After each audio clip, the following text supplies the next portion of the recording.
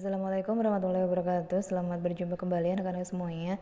Pada kesempatan kali ini kita akan membahas mengenai materi lanjutan dari apa yang sudah kita bahas di pertemuan yang sebelumnya.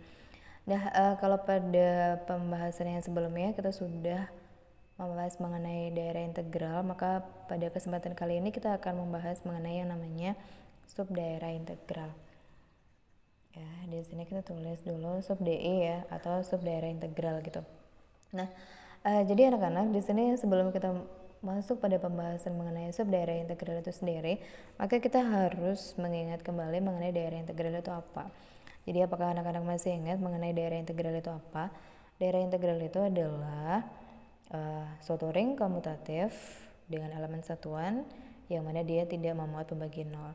Dimana kalau misal kita ditanya ada berapa syarat yang harus dia penuhi supaya suatu himpunan tak kosong itu bisa menjadi daerah integral, maka jawabannya ada 11 aksioma kayak gitu ya.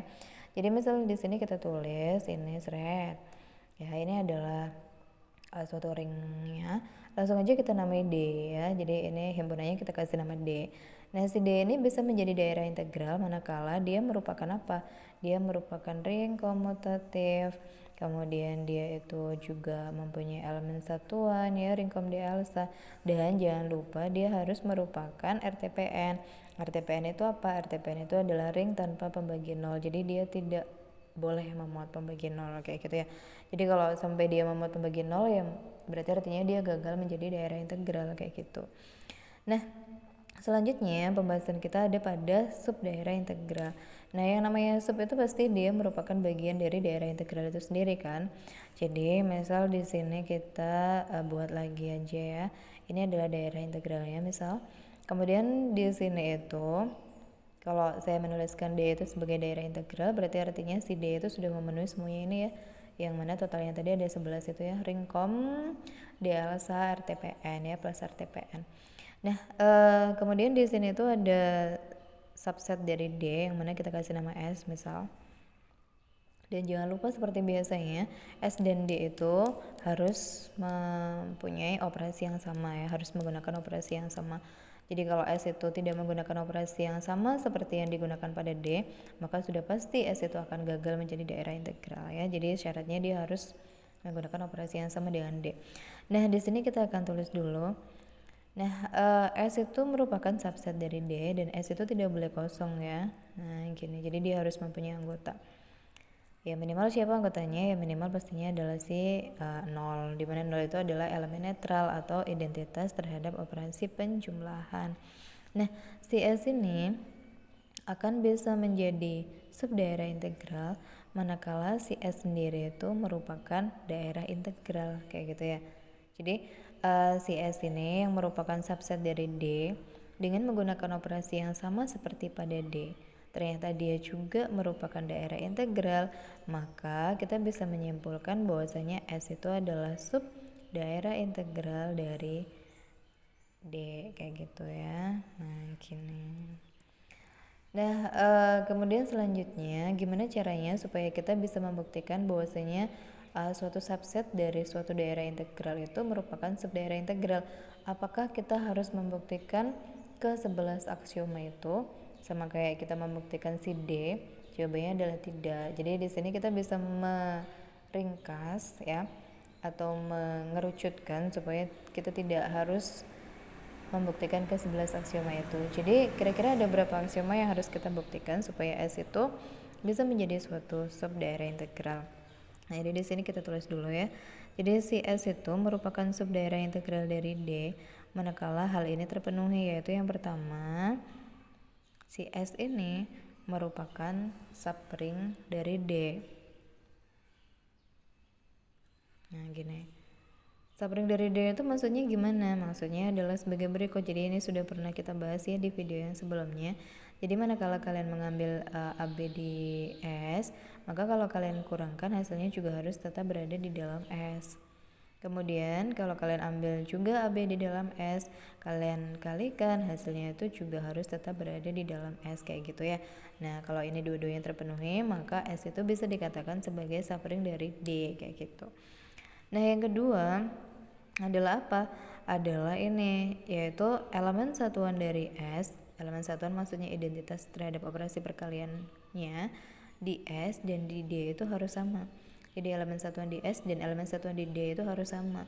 Kalau sama berarti artinya S itu bisa dikatakan sebagai subdaerah integral dari D. Kalau nggak sama ya berarti tidak ya, jadi artinya dia gagal menjadi subdaerah integral seperti itu ya. Jadi syarat yang harus dipenuhi cukup dua ini dan ini ya, supaya dia bisa menjadi subdaerah integral dari D. Contoh sekarang, nah contohnya adalah sebagai berikut. Misal kita ambil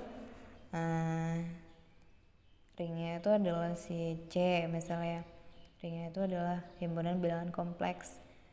Nah gini aja deh, ini himpunan bilangan kompleks C. Kemudian kita akan mengambil subset dari C, siapa? ZI. Misal ZI itu adalah Gaussian integer ya, dimana C itu mempunyai bentuk A plus BI, yang mana A dan B nya itu adalah anggota bilangan real. Nah kalau ZI itu apa? ZI itu misal C plus DI gini ya, dimana C dan D itu adalah anggota bilangan bulat atau Z. Sehingga kita bisa mengatakan bahwasanya ZE itu adalah subset dari C gini ya.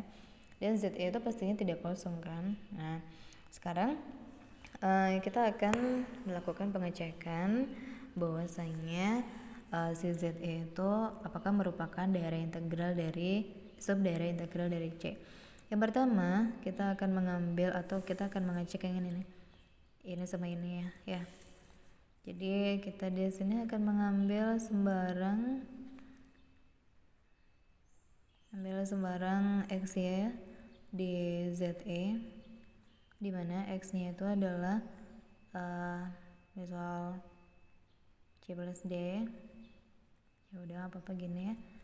Kemudian y-nya itu adalah ini C, ini E. Enggak, di sini M aja ya, M plus NI, di mana C, D, M, N itu adalah anggota dari Z gini. Nah sekarang yang pertama kita akan membuktikan untuk X min Y-nya ya. X min Y-nya berarti siapa ya? Berarti C plus DE dikurangkan dengan M plus NI. Sekarang kita akan bentuk dulu. Nah ini kan bisa kita tulis C min M ditambahkan dengan siapa? D min NI gini ya. Nah karena C itu adalah bilangan bulat dan M itu juga bilangan bulat, maka pada saat dikurangkan juga merupakan bilangan bulat ya. Yang ini juga merupakan bilangan bulat, sehingga C min M plus D min NI merupakan anggota dari ZI gini. Kemudian yang kedua yaitu untuk X kali Y-nya, apakah tetap berada di dalam ZI kalau dikalikan itu XY-nya. Nah X-nya itu adalah si C plus DE dan Y-nya itu adalah M plus NI. Kita kalikan dulu, C kali M, CM, C kali NI ya CNI ya. Terus D kali MI ya berarti di sini bisa kita tulis CN plus DM gini ya kali I. Kemudian yang ini DI kali NI berarti hasilnya adalah min 1. Kenapa? Karena I itu sama dengan akar negatif 1. Jadi kalau I pangkat 2 hasilnya adalah min 1.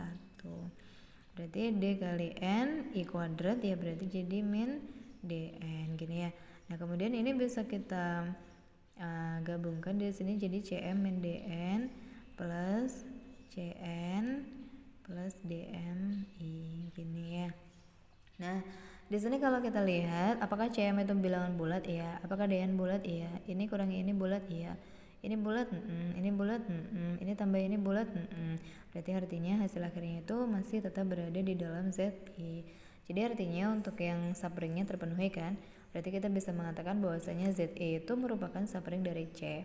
Nah kemudian sekarang kita tinggal membuktikan bahwasanya elemen satuan di S dan di D itu sama. Berarti artinya apakah elemen satuan di ZI dan elemen satuan di C itu sama gitu ya.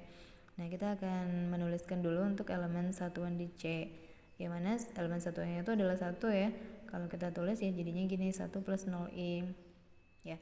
1 itu elemen bilangan real, 0 juga elemen bilangan real ya kan.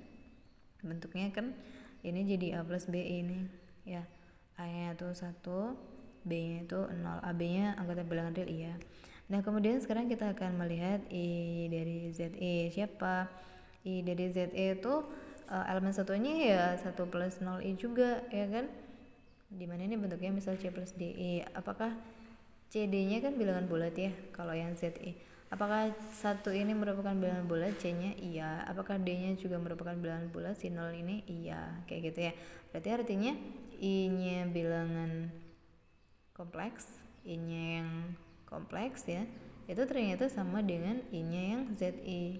Gini ya. I-nya ring dengan I-nya subring itu sama.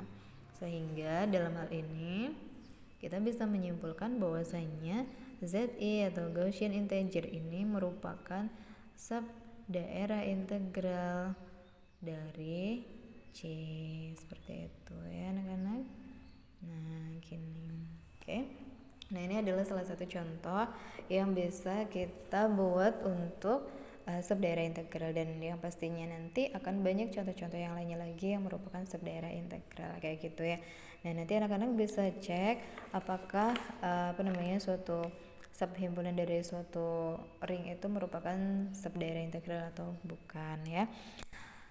Oke anak-anak, mungkin sampai di sini dulu pembahasan kita pada pertemuan kali ini. Sampai jumpa lagi di lain waktu. Wassalamualaikum warahmatullahi wabarakatuh.